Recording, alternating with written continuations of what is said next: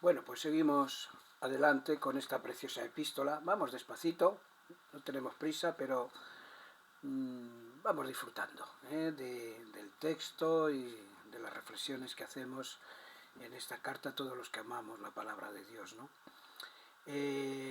Tendré que repetir lo de siempre, lo que creo que es una buena clave para entender la carta. Lo que nos está diciendo Juan: cuidado con los falsos maestros, y para ello nos da, no digo el antídoto, pero sí digo las señales para las cuales vosotros reconozcáis a los verdaderos creyentes, a los verdaderos hermanos en la fe, a los verdaderos hijos de Dios. Un hijo de Dios, alguien que ha nacido de lo alto, quien verdaderamente ha sido ungido por el Espíritu Santo, es decir, que se ha convertido a Cristo de verdad, pues es alguien que desea la santidad personal, practica el amor, y eso se nota en esa ganas de servirnos los unos a los otros por amor. Intenta practicar la obediencia a Dios, en este sentido de obedecer, querer hacer la voluntad de Dios, en definitiva. No estoy aquí hablando de impecabilidad, de perfeccionismo, sino realmente querer agradar a Dios.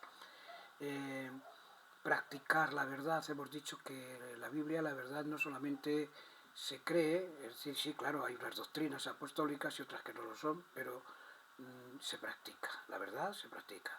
Y por supuesto, alguien siempre que de alguna manera estará luchando, habrá luchado, tendrá batallas, algunas ganadas, otras perdidas, pero tiene una lucha espiritual contra esas presiones que el mundo, este sistema de cosas, este cosmos organizado según los principios del diablo, tiene, y nos enfrentamos constantemente a él. Bueno, pues entonces vamos a leer, que es lo primero, ¿verdad?, que hacemos, capítulo 3, versos 19 al 24 de Primera de Juan. Dice así la palabra del Señor: en esto conocemos que somos de la verdad y aseguraremos nuestros corazones delante de Él, pues si nuestro corazón nos reprende, mayor que nuestro corazón es Dios, y Él sabe todas las cosas. Amados, si nuestro corazón no nos reprende, confianza tenemos en Dios, y cualquiera cosa que pidiéramos la recibiremos de Él, porque guardamos sus mandamientos y hacemos las cosas que son agradables delante de Él. Y este es su mandamiento, que creamos en el nombre de su Hijo Jesucristo y nos amemos unos a otros como nos lo ha mandado. Y el que guarda sus mandamientos permanece en Dios y Dios en él. Y en esto sabemos que Él permanece en nosotros por el Espíritu que nos ha dado. Y podemos seguir leyendo hasta 4:1-6, porque lo vamos a comentar también. Amados, no creáis a todo espíritu, sino probad los espíritus si son de Dios, porque muchos falsos profetas han salido por el mundo. En esto conoced el Espíritu de Dios. Todo espíritu que confiesa que Jesucristo ha venido en carne es de Dios, y todo espíritu que no confiesa que Jesucristo ha venido en carne no es de Dios. Y este es el espíritu del anticristo, el cual vosotros habéis oído que viene y que ahora ya está en el mundo. Hijitos, vosotros sois de Dios y los habéis vencido, porque mayor es el que está en vosotros que el que está en el mundo. Ellos son del mundo, por eso hablan del mundo y el mundo los oye. Nosotros somos de Dios, el que conoce a Dios nos oye, el que no es de Dios no nos oye. En esto conocemos el espíritu de verdad y el espíritu de error. Bueno, pues vamos al 3:19, lógicamente, y una de las características del cristiano verdadero, y en esto conocemos que somos de la verdad, apunta en esto a lo que viene después. ¿Y qué es lo que viene después? Pues que la obediencia a los mandamientos de Dios, una obediencia que que brota del deseo de agradar a Dios, esto es una señal. En esto conocemos que somos de la verdad. Uno de esos 5 elementos que siempre mencionamos. Claro, viene ahora un pequeño paréntesis y a lo mejor nos puede pues despistar. Un paréntesis que hace Juan para evitar en nuestra vida desasosiegos injustificados. Vale, vamos a atender a este paréntesis que es importante, pero que no nos despistemos. Que el argumento principal que venimos viendo es que en esto conocemos que somos de la verdad, porque guardamos sus mandamientos y hacemos las cosas que nos son, las cosas que son agradables a Él. Digo que desde la segunda parte del verso 19 hasta la primera del 22 hay un paréntesis muy interesante que tiene que ver con la conciencia que a veces puede desasosegarnos. Claro, cuando hablamos de la conciencia es el árbitro infalible del ser humano, está ahí metido como en nuestros genes, podríamos decir, y le damos una tremenda importancia como si fuera el árbitro inapelable. Y aquí Juan nos va a sacar de ese error. Sí, claro, la conciencia es importante. Pero la conciencia iluminada por la palabra de Dios. Porque a veces nuestra propia conciencia nos puede traicionar. Y es lo que trata de aquí de decir Juan, para que no haya zozobras, para que no haya malos entendidos que pueden llevarnos a momentos de duda, de incertidumbre. Los habla verdad, hemos visto ahí del espíritu del anticristo. Los falsos maestros eran los que tenían ese espíritu. Anticristo es el espíritu de error. Y habían provocado ciertas dudas en cuanto a la situación espiritual en creyentes que habían permanecido fieles a la doctrina apostólica y ahora llegan estos maestros del error y empiezan a sembrarles dudas. Y quizás si no eran demasiado veteranos en la fe, pues...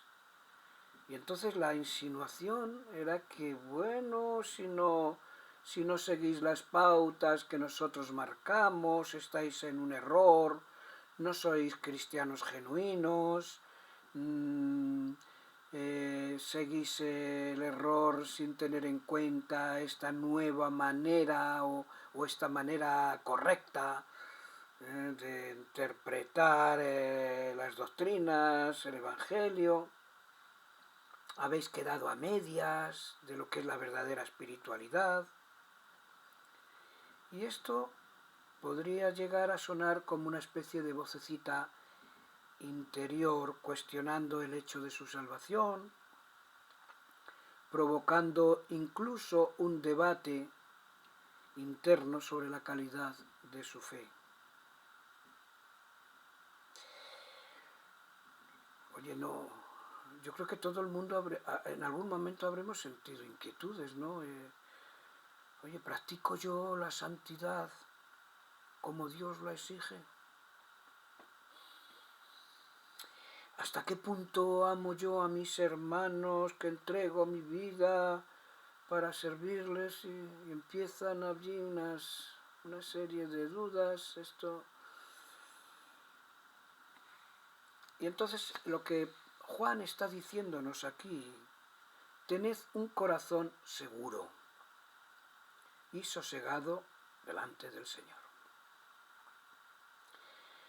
Esa seguridad solo es posible cuando prestamos atención no a esa conciencia que nos está haciendo dudar, que empieza a medio acusarnos. Es una conciencia que puede ser manipulada. ¿eh? Manipulada por los falsos maestros, en definitiva, manipulada por el diablo, que es el acusador de los hermanos, ¿verdad? Pues mira, a ti la conciencia te parecerá lo más estable que hay, pero estás en un error. Lo único que hay estable es la voz del Señor en su palabra. Dios es mayor que nuestro corazón. Y releyendo el texto así como... lo estoy parafraseando un poquito. Dios es mayor que nuestro corazón. Y nos interesa mucho más escuchar lo que Dios tiene que decirnos que escuchar a nuestro corazón cuando está presentando tantas dudas. Oídos sordos a las mentiras del diablo. Además, fíjate lo que nos está diciendo, que Él sabe todas las cosas. Tú no. Tu conciencia no. Conoce hasta los rincones más profundos de nuestro ser. Dice en Hebreos que no hay cosa creada que no sea manifiesta en su presencia. Antes bien, todas las cosas están desnudas y abiertas a los ojos de aquel a quien tenemos que dar cuenta. Y esto no es para temer, sino justamente todo lo contrario. Dios lo sabe todo, yo no. Así que, claro, todos tenemos motivos delante de Dios, o mejor dicho, tenemos motivos en nuestras conciencias para decir, oye, estoy dando la talla. Y podemos tener una sensación de fracaso. A ver si no voy a ser yo un verdadero creyente. Pues Juan está diciendo, agárrate fuerte. ¿A qué? ¿A tu conciencia? Agárrate fuerte a las promesas de Dios. Y lo más grande, el hecho más grande de lo que Dios nos da, sabiendo lo pecaminosos, lo indignos, incluso que después de haber creído no íbamos a dar la talla como deberíamos darla, y yo que sé cuántas cosas más, cada cual conocerá sus batallas. Recordar que aquello que nos dice Pablo, ¿no? Mas Dios muestra su amor para con nosotros en que siendo aún pecadores, Cristo murió por nosotros. Pues mucho más, estando ya justificados en su sangre, por él seremos salvos de la ira. Porque si siendo enemigos fuimos reconciliados con Dios por la muerte de su Hijo, mucho más, estando reconciliados, seremos salvos por su vida. Esto sí que no ofrece dudas. Lo dice Pablo en Romanos 5, del 8 al 10. Y esto nos da confianza en Él. Porque no accedemos a la presencia de Dios en base a nuestra fidelidad, en base a nuestros méritos, sino descansando en su gracia que es infinita. Y además, el Señor nos revela en su palabra que estamos en una carrera, que corremos hacia esa vida plena en Cristo, que incluso Pablo habla de sí mismo de esa manera, que no que lo haya alcanzado ya, ni que ya sea perfecto, sino prosigo. Allí lo tenéis en Filipenses, ¿verdad? Que el que empezó en nosotros la buena obra no la va a dejar a medias, la sigue continuando hasta el día de Jesucristo, que estamos en construcción, no lo olvidemos, que día a día nos va haciendo más y más conforme a la imagen de su Hijo. O sea, ese es el objetivo que se ha propuesto en ti y en mí, que trabaja en nosotros en el lavacro de la palabra, para presentarnos como una novia, sin mancha, sin arruga. El asunto es, ¿estás creciendo? ¿Estás comprometido con Dios en esa carrera? ¿No la has abandonado? Enhorabuena. Vas bien. Considérate fiel y amado de Dios. Siente cómo las promesas fieles y verdaderas del Señor pues silencian todas esas dudas de tu corazón.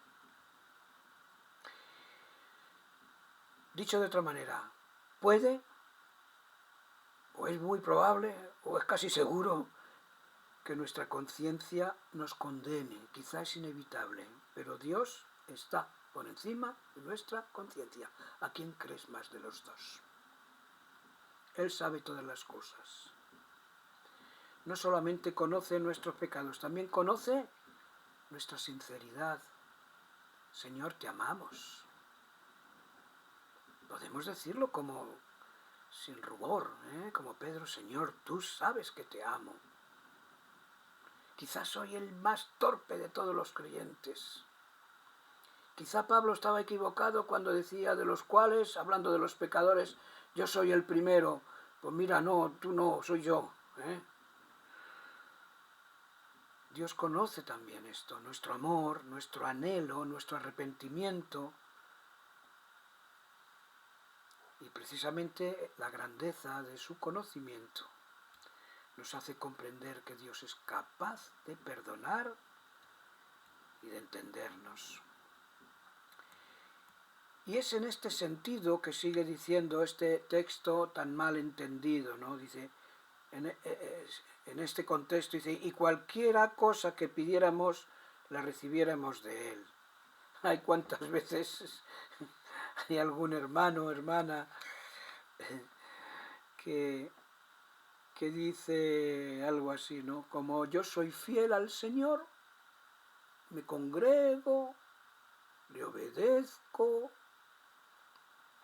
soy buena persona, soy esto y lo otro, voy a pedirle esto o aquello y sé, en base a este texto, que nos lo concederá, que me lo concederá. Bueno, la mejor aclaración para este texto está un poco más adelante, en 5:14, cuando dice, y esta es la confianza que tenemos en Él, que si pedimos alguna cosa conforme a su voluntad, Él nos oye. ¿Veis? Está en este mismo contexto. No caprichos, o incluso cosas que entendemos como necesarias, pero que salen de nosotros, y aquí tenemos base para pedirlo, ¿no? Hay un teólogo sistemático, Dodd, y voy a leer, es una referencia un poquito larga, pero me parece buena. Dice, la oración, entendida como es debido, no es un truco para emplear los recursos de la omnipotencia para cumplir nuestros propios deseos, sino un medio por el cual nuestros deseos se reciclen de acuerdo con la mente de Dios y lleguen a ser canales para las fuerzas de su voluntad. La prueba definitiva de cualquier petición es, ¿podemos decirle a Jesús, dame esto por causa de ti y en tu nombre? Jesús nos enseñó a orar, hágase tu voluntad, así en la tierra como en el cielo, lo que incluye, hágase tu voluntad, así en mi vida como en el cielo.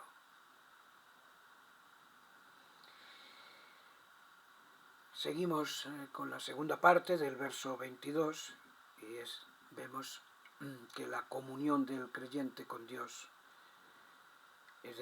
tiene mucho que ver con guardar sus mandamientos, hacer lo que es agradable a sus ojos, porque es una evidencia de una fe genuina cristiana.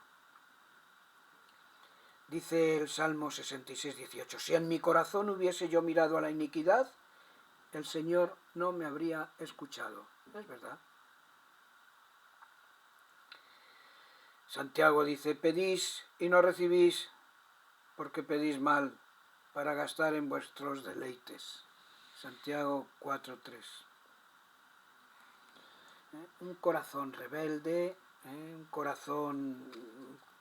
comportamiento pecaminoso, que vive a la ligera, sin tener en cuenta la santidad de Dios. Son factores incompatibles con la súplica sincera, con la oración sincera.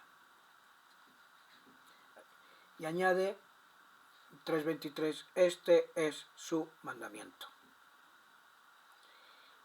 Vamos a ver, ¿cuál es como decían los alquimistas, la quinta esencia, el mandamiento nuclear de este caminar obediente con Dios?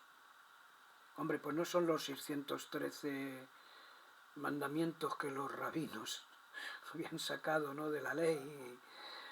No, dice sencillamente el mandamiento nuclear del caminar con Dios,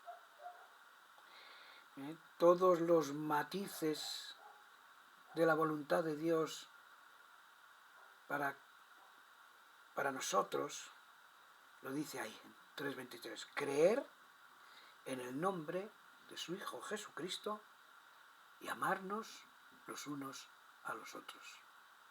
Es evidente, el que ama a su prójimo no le desea ningún daño, busca el bien. Con esto, como dicen Gálatas, el cumplimiento de la ley está aquí. Amarnos los unos a los otros con este amor que viene de lo alto, ¿no? Si te choca, a mí en algún momento también me ha chocado, ¿por qué no dice que creer en el Hijo, sino creer en el nombre del Hijo? Bueno, sencillamente el nombre, según el pensamiento bíblico, no es una etiqueta de identificación. Nosotros sí ponemos en nuestra sociedad, pues llamamos a las cosas para diferenciarlas y tal, pero el nombre es en la Biblia lo que abarca y define el carácter y el mismo ser de la persona. El nombre de Jehová. No es solamente que allí está las 4 letras del tetragramatón y que tiene un nombre, y algunos sectarios presumen de nosotros sí, nosotros llevamos el nombre de Dios como se llama, el nombre propio, y lo llevamos a... No, el nombre es mucho más que eso, es el carácter, el mismo ser de la persona. Creer en el nombre de Jesucristo es poner nuestra fe, nuestra confianza en la persona del Señor Jesucristo como nuestro Salvador y Señor. Y estas son las consecuencias de este mandato nuclear, las consecuencias de guardarlo, y es poder mantener una intimidad con el Señor, permanecer en Dios, dice Juan. Porque el pecado siempre es una barrera que produce esa separación, esa alienación entre Dios y el pecador, pero la obediencia genuina, o esa actitud de obediencia, ese deseo, ese querer, la obediencia garantiza la permanencia de la comunión estrecha con Dios. Hay una relación en las dos direcciones. Guardar los mandamientos garantiza nuestra permanencia en Él, y Dios revela su permanencia en nosotros. Dice Juan, el que me ama mi palabra guardará, y mi Padre le amará, y vendremos a Él y haremos morada con Él. Bien, pues vamos al capítulo 4 entonces.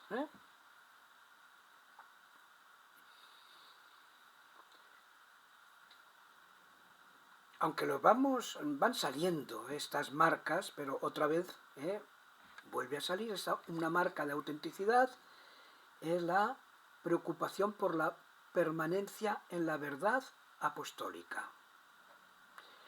Y en 4.1 encontramos ahí un reconocimiento imprescindible, ¿no? No creáis a todo espíritu. Bueno, no nos pongamos aquí como esas maneras carismáticas bueno, quizás no está bien dicho, porque los carismas son dones de gracia que Dios nos da y todo esto, ¿no? Pero estos movimientos que asimismo se llaman carismáticos y que ven espíritus por todos los sitios. No está refiriéndose aquí a que no han de creer a todo espíritu. Recuerdo un hermano, un creyente amigo, le pregunto, ha sido pastor durante muchos años, hola, ¿qué tal estás?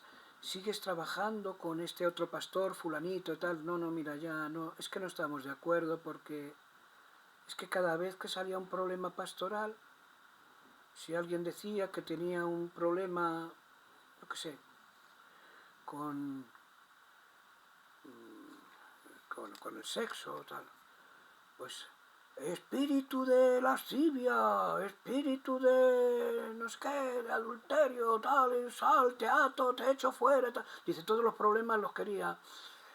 Que tienes un problema con la codicia, con el ganar dinero, espíritu de codicia, tal. No, hombre, no. Por favor, que nadie vaya interpretando estas cosas así, que son hasta ridículas, no. No, mirad, no. Lo que está diciendo Juan aquí es que distingamos entre el espíritu de error y el espíritu de verdad. Hay una traducción interesante en la Nueva Versión Internacional, dice, queridos hermanos, no creáis a cualquiera que pretenda estar inspirado por el Espíritu, con mayúscula, sino someterlo a prueba para ver si es de Dios, porque han salido por el mundo muchos falsos profetas. Quizá no es literal, pero da muy bien la intención.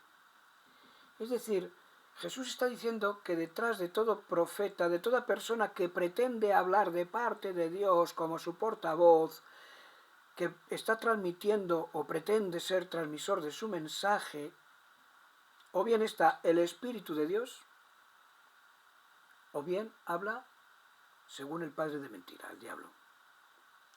Si es de verdad, el Espíritu Santo habla a través del profeta. Y la enseñanza será verdadera, edificante. Y si no es así, lo que está proclamando es erróneo y destructivo. Y en aquel tiempo del apóstol esto era candente.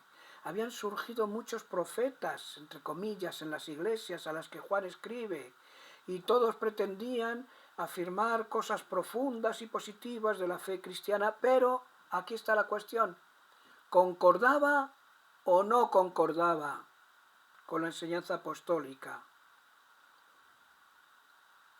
Y esos énfasis terminaron dividiendo las iglesias en algunos casos. ¿Cómo conjurar el peligro de las enseñanzas falsas, dañinas, desestabilizadoras? Y el apóstol insiste en la necesidad de probar los espíritus que hablan por medio de los profetas, para saber con certeza si son de Dios o son del diablo. Claro, iban también muchos maestros itinerantes en aquella época, iban de iglesia en iglesia, presentando sus doctrinas, en muchos casos novedosas, pero no bíblicas siempre. Por eso, muchos falsos profetas han salido por el mundo. Ahí lo tenéis, en el verso 1. Muchos falsos profetas han salido por el mundo. Entonces, ¿qué criterios aplicamos? Verso 2. Pues Juan señala cómo puede reconocerse el Espíritu de Dios. Y no está diciendo, como ese caso que contaba yo, reprended a los espíritus de error. A ver, espíritu de error, te reprendo, te ato, te echo fuera, no sé qué. Esas terminologías que... No está diciendo eso Juan. No, ese no es vuestro trabajo con esto a la hora de discernir. Juan dice, todo espíritu que confiesa que Jesucristo ha venido en carne es de Dios. ¿Por qué? Pues porque en ese momento, ¿qué es lo que estaban diciendo los gnósticos? Que Jesús no había venido en carne. De ahí que comienza su evangelio, en el principio era el verbo, tal, y el verbo se hizo carne, el logos se hizo carne. Y no es que hubo un tal Jesús de Nazaret y un día pues un Cristo celestial que estaba ya ahí arriba, lo poseyó y durante toda su vida estuvo allí poseído, pero cuando llegó a la cruz lo desposeyó. No, no, no, no, no, no. Todo espíritu que confiesa que Jesucristo ha venido en carne es de Dios. Judas describe la doctrina como la fe que ha sido una vez dada a los santos, y se está refiriendo a la doctrina apostólica. Y toda enseñanza cristológica auténtica debe conformarse a la enseñanza apostólica. Cualquier afirmación que no cuadra con este cuerpo de doctrina debe rechazarse. Los documentos del Nuevo Testamento, que tienen una base apostólica, evidentemente, nos presentan a una sola persona, Jesucristo, Hijo de Dios e Hijo del hombre. Dos naturalezas perfectas. Es a la vez plenamente Dios y perfectamente hombre. Aquel verbo, el verbo era Dios, y aquel verbo fue hecho carne y habitó entre nosotros. O mejor dicho, levantó su tabernáculo, un guiño de Juan al Antiguo Testamento, igual que Dios levantó el tabernáculo allí entre las tiendas de las tribus de Israel, y allí estaba Dios viviendo en aquel tabernáculo. Ahora Cristo, o el Verbo, levanta su tabernáculo entre nosotros. Dios mismo, morando entre nosotros. Bueno, no solamente era la doctrina errónea y herética de Cerinto, esto que acabo de comentar, también los docetistas. Estos decían, no, lo que ha venido, o los docetas, era... Jesucristo no fue un ser real, fue un ser aparente. Sí, lo podías tocar y todo, pero era apariencia.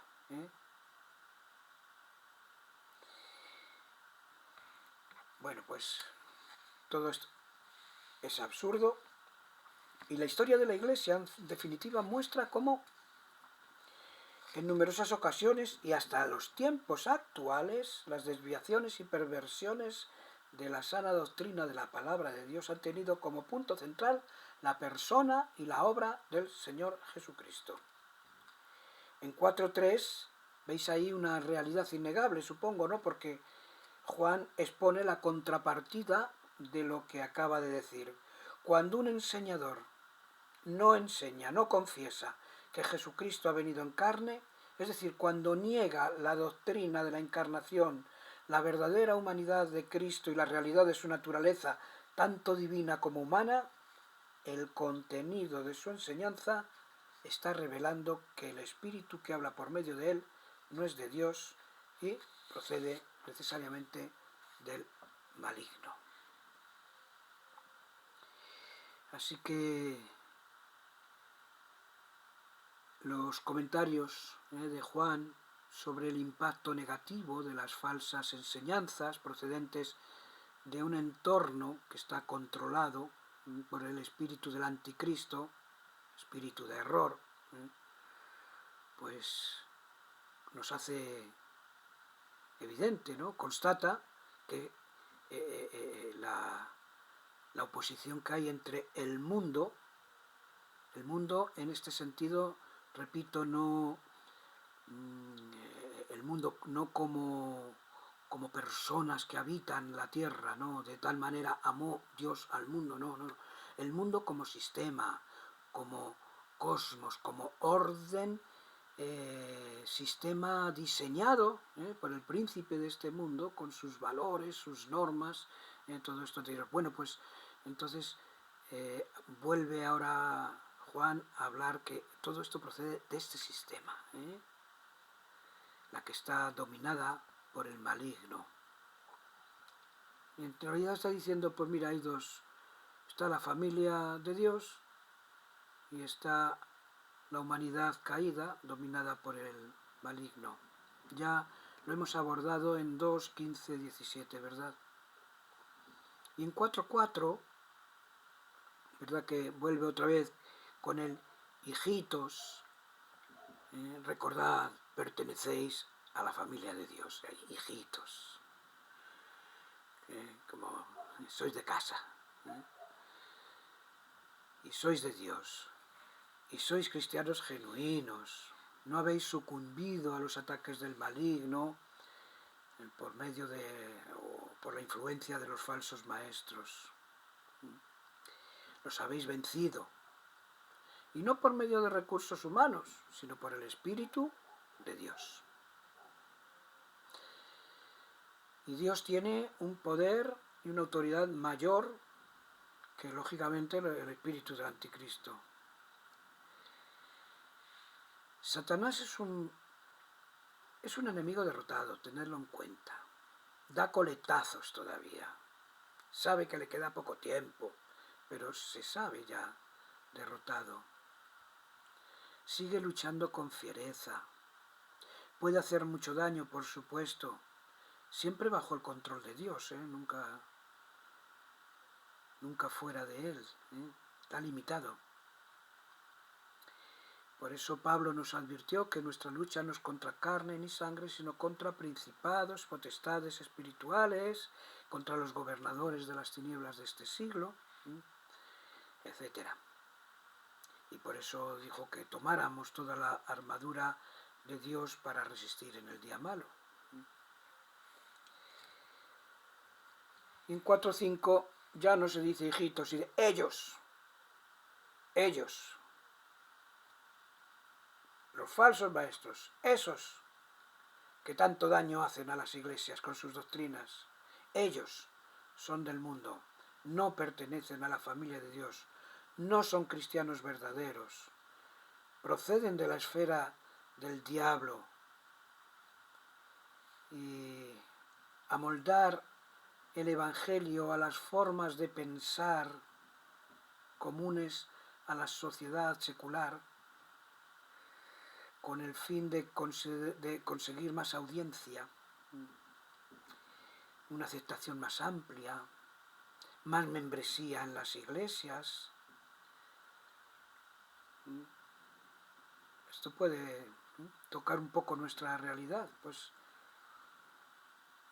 igual que aquellos se echaron manos de conceptos filosóficos ajenos a la revelación, pues esto pasa.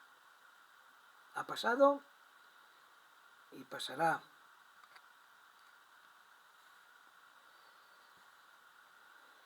Así que nos dice Juan, terminamos en el verso 6.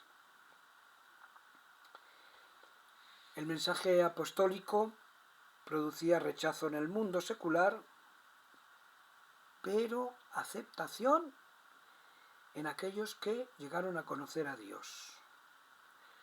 Y vuelve el nosotros y ellos. Por favor, esto no quiere decir que no amemos a las personas que todavía no son de Cristo, que están bajo esta influencia del príncipe de este mundo, con los valores, con las maneras de pensar, etc. Por favor, no, hay que amarlos. Cuidado, nada de rechazos, nada de... Otra cosa es intentar ganarlos pervirtiendo el Evangelio, esto no, pero sí que es verdad que aquí se habla de un nosotros y de un ellos.